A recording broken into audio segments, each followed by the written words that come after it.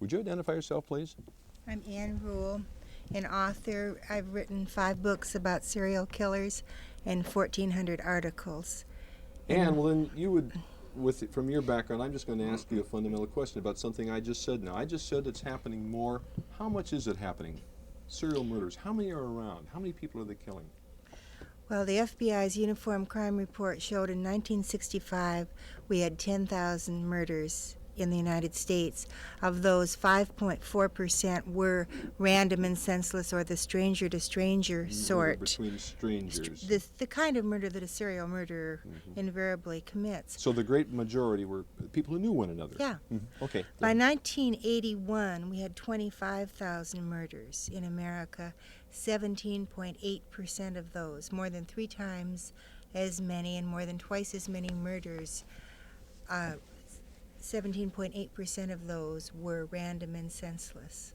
So proportionately, we're having more murders, and more of them are the type that the serial killer commits. The serial killer numbers, how many did they kill? Give me some numbers, some instances of serial murderers. I said again and again. How many times again and again? Well, Jack the Ripper killed 5 people, and we all remember him.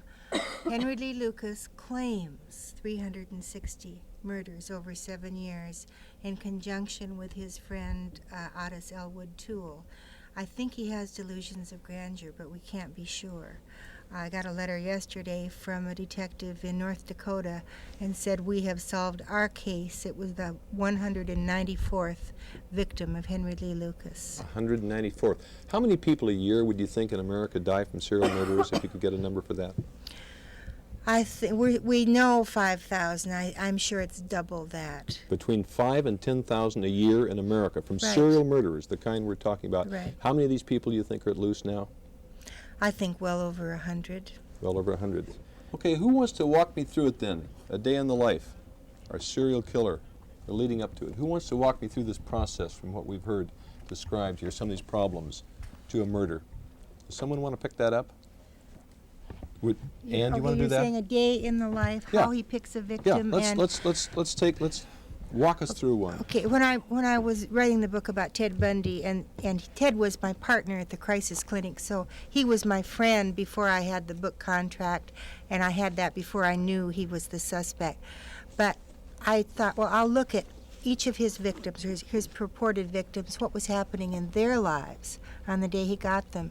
Every single one of them was upset or ill or had had a fight or was distracted, so that she was not paying attention to what was going on around her.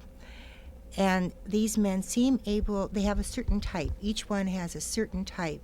For Ted, it was women. A type of victim, you mean Type here. of victim. Ted liked very attractive women of college age with long dark hair parted in the middle.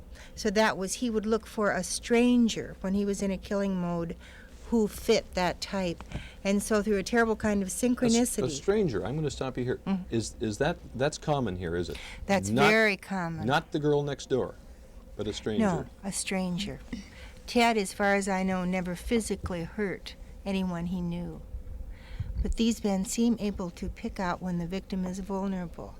And so I tell women, when you aren't feeling real good, pay extra attention. I'm saying vulnerable. Women who are vulnerable. What do you mean by vulnerable, again? Easy to attack and take away. Who wants to pick that up? Or do you want to pick that up, Ann?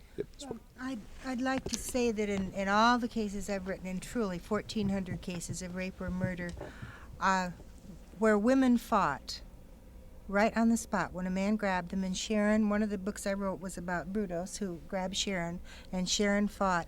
They don't want attention to be drawn to them. So that is the time to scream, kick, drive your car into a store window, whatever. You can't always get away. But if you can, fight. Because you cannot reason with these men, and if you can't reason with them in a public place, when he gets the woman alone, he's going to be even less sympathetic.